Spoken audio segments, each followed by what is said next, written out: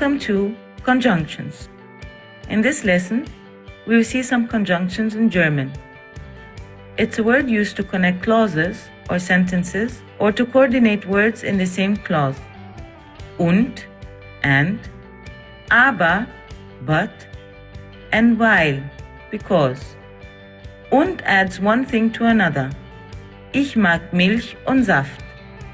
Lernt Arabisch und Italienisch. Aber shows contrast. Ich mag Milch, aber ich mag keinen Saft. Lernt Arabisch, aber nicht Italienisch. Weil explains reasons or purpose. Ali ist müde, weil viel arbeitet. Meine Schwester ist glücklich, weil sie Italienisch spricht.